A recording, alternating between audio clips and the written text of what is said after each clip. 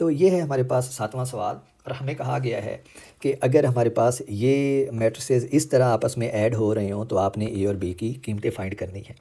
और इसके पीछे भी रीज़न मैं अभी आपको बताता हूँ, लेकिन पहले हम ज़रा इनको सिंप्लीफाई कर लें।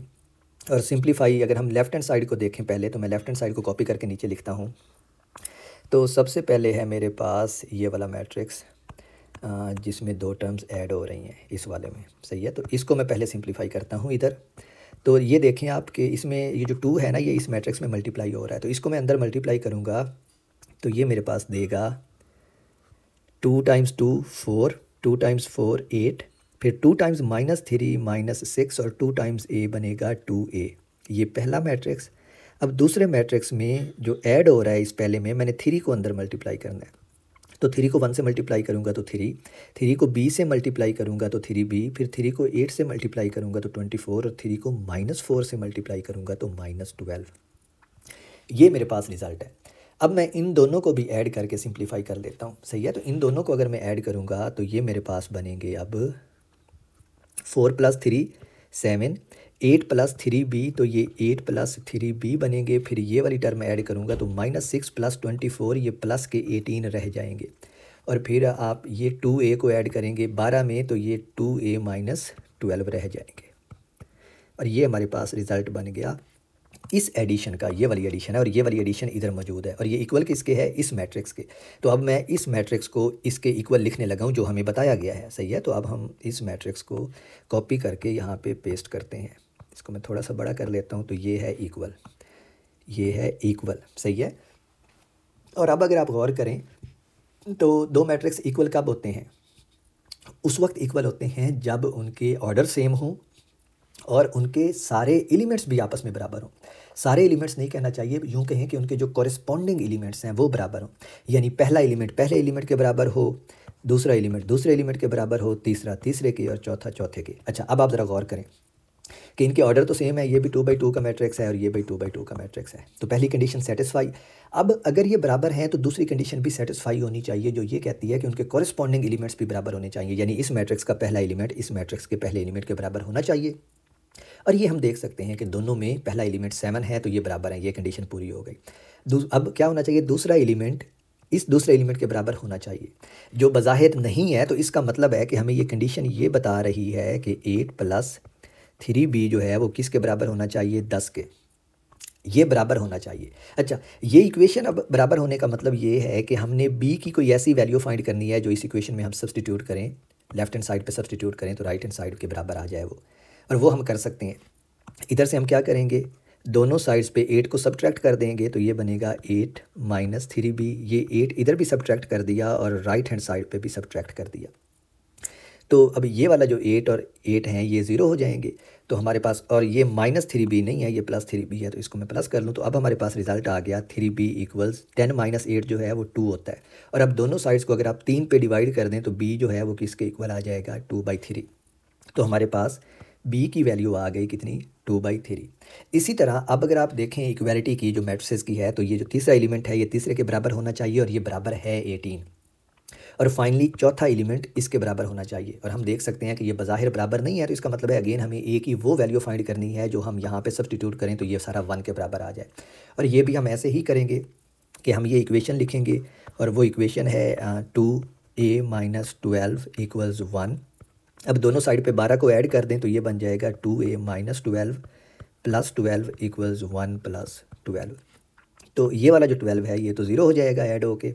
और राइट हैंड साइड पे अब क्या बन जाएगा, 13। तो ये बन जाएगा 2a = 13। तो यहाँ से a की वैल्यू आ जाएगी 13/2।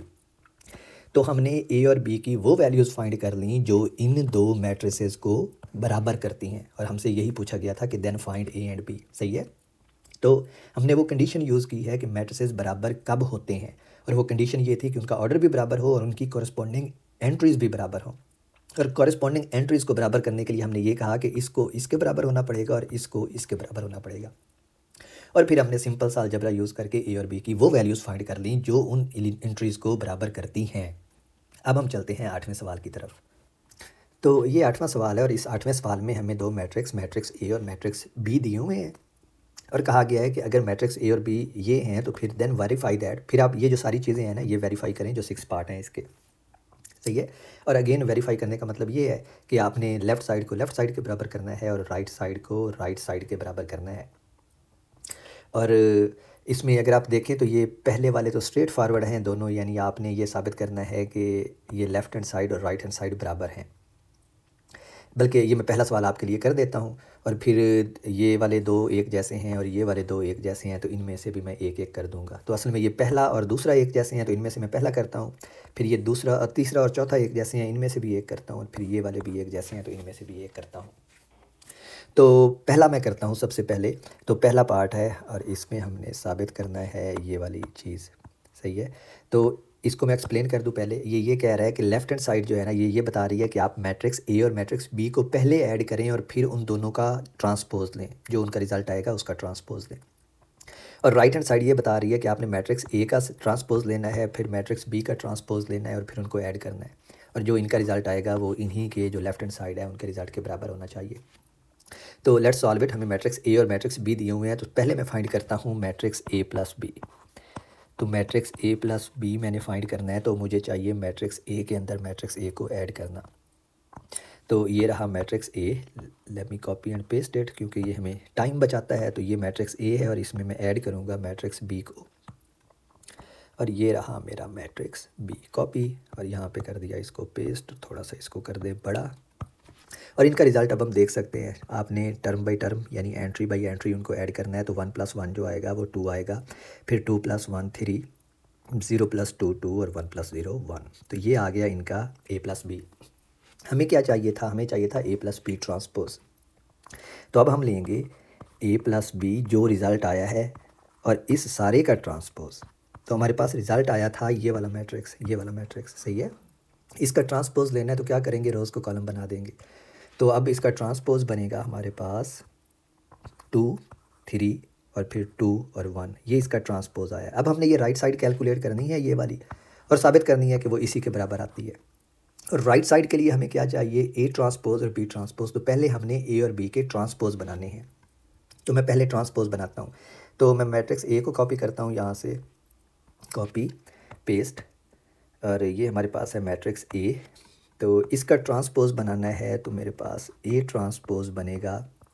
रोज़ को कॉलम बनाना है तो ये बन जाएगा 1 2 और फिर 0 और 1। तो ये ए ट्रांसपोज बन गया। अब मुझे बी ट्रांसपोज भी चाहिए, तो ये रहा मैट्रिक्स बी, और इसका मैं कॉपी करके यहाँ पे लिख के, ये मैट्रिक्स बी है तो इधर इसका बना लेते हैं ट्रांसपोज। तो जो इसका ट्रांसपोज आएगा, ये बी है तो ये बन जाएगा बी ट्रांसपोज, और आपने रोज़ को कॉलम बनाना है तो 1 1 2 और 0। तो ये हमारे पास है बी ट्रांसपोज। और मुझे चाहिए क्या? A transpose plus b transpose. यानी मैं अब इस मैट्रिक्स और इस मैट्रिक्स को ऐड करूँगा, तो मेरे पास जो रिज़ल्ट आएगा वो आएगा a transpose plus b transpose. और अब मैं इन मैट्रिक्स को ऐड कर रहा हूँ, तो ए ट्रांसपोज ये वाला मैट्रिक्स था, मैं इसको यहाँ पे कॉपी करता हूँ और यहाँ पे पेस्ट करता हूँ। तो ये ए ट्रांसपोज, फिर आएगा प्लस, और इसमें मैंने ऐड करना है बी ट्रांसपोज को, जो मैंने ये कैलकुलेट किया है। तो इसको भी मैं कॉपी यहाँ पे किया पेस्ट, और इनका रिज़ल्ट देखना है तो ये इक्वल आएगा 1 + 1 2, 0 + 2 2, 2 + 1 3 और फिर 1 + 0 1। और अब अगर आप और करें, हमारे पास ये वाला मैट्रिक्स और ये वाला मैट्रिक्स एक बराबर हैं। इसका मतलब है कि ये जो लेफ़्ट हैंड साइड थी हमारे पास, जिसको हमने लिखा था ए प्लस बी ट्रांसपोज, ए प्लस बी होल ट्रांसपोज, ये किसके इक्वल आ गई है? इसकी लेफ़्ट साइड के, जो कि किसके बराबर है? A transpose plus b transpose. और यही तो हमने साबित करना था कि आप साबित करें कि ये इसके बराबर है। तो ये जो दूसरा सवाल है, इसके रिलेटेड दूसरा पार्ट है ये वाला, ये भी बिल्कुल ऐसा ही है, लेकिन इस केस में आपने इनको सब्ट्रैक्ट करना है।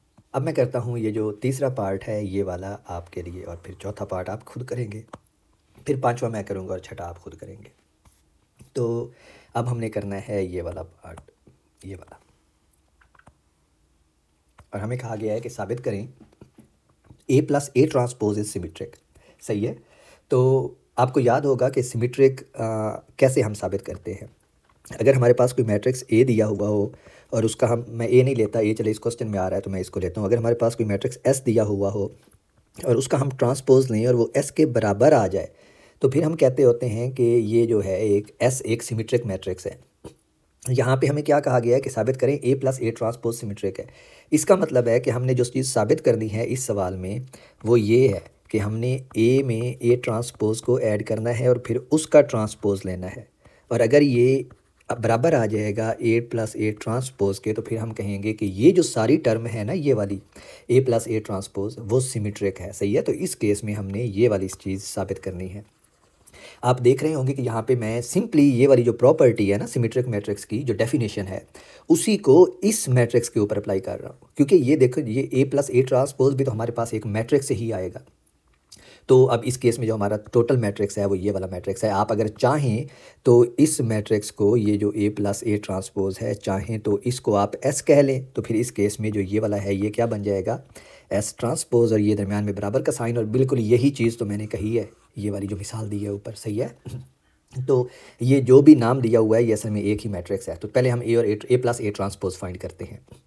तो हमारे पास ए भी हमने कैलकुलेट किया है, ए ट्रांसपोज भी कैलकुलेट किया है। यहाँ पे देखें ये हमने कैलकुलेट किए हुए हैं। तो पहले मैं इनको लिखता हूँ। तो मुझे चाहिए ए प्लस ए ट्रांसपोज, तो मैं ए प्लस ए ट्रांसपोज कैलकुलेट करने लगा हूँ। ए प्लस ए ट्रांसपोज, और मेरे पास ए मौजूद है ऊपर, मैं उसको ऊपर से कॉपी करके लेके आता हूँ। ये मुझे ए दिया हुआ है क्वेश्चन की स्टेटमेंट में, तो ये रहा ए कॉपी, यहाँ पे होगा ये पेस्ट, थोड़ा सा इसको हम करेंगे बड़ा, ये आएगा ए, और इसमें हमने ऐड करना है ए ट्रांसपोज को। ए ट्रांसपोज हमने किधर कैलकुलेट किया है, यहाँ पे कैलकुलेट किया ये वाला। तो मैं ए ट्रांसपोज को भी यहाँ पे करता हूँ कॉपी, एक सेकंड, ये रहा कॉपी, और इधर हम करेंगे इसको पेस्ट, यहाँ पे करते हैं पेस्ट। सही है। अब इन दोनों को हमने ऐड करना है, तो ये एडिशन का रिज़ल्ट इनका बनेगा 1 + 1 2, 2 + 0 2, 1 + 2 2, और फिर 1 + 1 2। तो ये बना है ए प्लस ए ट्रांसपोज। हमें क्या साबित करना है, हमें साबित करना है कि ये सिमेट्रिक है, यानी ए प्लस ए जो है, ए प्लस ए ट्रांसपोज जो है, जो हमने लिया है, इस सारे का ट्रांसपोज हम लें तो वो इसी ए प्लस ए ट्रांसपोज के बराबर है। तो अब ए प्लस ए ट्रांसपोज का ट्रांसपोज जो है वो इस मैट्रिक्स का ट्रांसपोज है। तो इस मैट्रिक्स का ट्रांसपोज जो है वो सिंपली क्या है, 2 2 2 और 2, और ये बिल्कुल ये वाली चीज़ इसी चीज़ के बराबर है। इसका मतलब है ये लेफ़्ट साइड जो है इस लेफ़्ट साइड के बराबर है। तो हम इसको लिख सकते हैं ए प्लस ए ट्रांसपोज का ट्रांसपोज जो है वो किसके इक्वल है, ए प्लस ए ट्रांसपोज के, और ये हमें बताता है कि A plus A transpose is symmetric, और यही सिमेट्रिक मैट्रिक्स की डेफिनेशन होती है। सही है। अब मैं आपके लिए एक सवाल और करता हूँ, इसमें से एक पार्ट और करता हूँ, और वो स्क्यू सिमेट्रिक वाला करता हूँ। यानी अब मैं आपके लिए करता हूँ ये 6th पार्ट, 5वां आप खुद करेंगे, क्योंकि आपको मैंने एक स्क्यू सिमेट्रिक की एग्जांपल भी करवानी है। तो ये इमेज यहाँ पे करेंगे पेस्ट, और अब हमने ये 6ठा पार्ट करना है। और स्क्यू सिमेट्रिक आपको पता है क्या होता है, हमने इसको कहा था कि अगर हमारे पास कोई मैट्रिक्स एस हो और हम उसका ट्रांसपोज लें, ये ट्रांसपोज लें इसका, तो ये इक्वल आ जाए -s के, तो हमारे पास क्या होता है, s जो है वो स्क्यू सिमेट्रिक होता है। सही है। अब हमारे पास जो मैट्रिक्स दिया हुआ है वो b - b ट्रांसपोज है। तो सबसे पहले तो मैं b - b ट्रांसपोज लेता हूँ, b - b ट्रांसपोज, और मैट्रिक्स b को ऊपर से कॉपी करके लेके आते हैं। ये रहा मैट्रिक्स b, इधर से करेंगे हम इसको कॉपी क्योंकि ये करना आसान है, और ये हम इधर करेंगे इसको पेस्ट, तो ये आ गया b। इसमें हमने माइनस करना है b ट्रांसपोज, और b ट्रांसपोज को भी हम कैलकुलेट कर चुके हैं ऊपर। ये रहा b ट्रांसपोज। सही है। तो इसको भी यहाँ से करेंगे कॉपी, और नीचे करेंगे पेस्ट, जहाँ पे हम इसको सब्ट्रैक्ट कर रहे हैं b में से, और इनका जो रिजल्टेंट आएगा वो हम अब यहाँ पे लिखते हैं। तो हम सब्ट्रैक्ट कर रहे हैं, तो ये 1 - 1 जो है ये 0 आएगा, फिर 1 - 2 जो है वो -1 आएगा, फिर 2 - 1 1, और फिर 0 - 0 0। तो ये हमारे पास आया है b - b ट्रांसपोज। और अब हम लेते हैं, और अगर आप देखें ना तो आप इस b - b ट्रांसपोज को, ये वाला जो सारा है, अगर आप चाहें तो इसको s कह लें। ठीक है। ये बिल्कुल ऐसे ही है जैसे यहाँ पे मैंने ये s कंडीशन लिखी है। अब अगर आप s का ट्रांसपोज लें तो इसका मतलब होगा हम क्या कर रहे हैं, b - b ट्रांसपोज का ट्रांसपोज ले रहे हैं।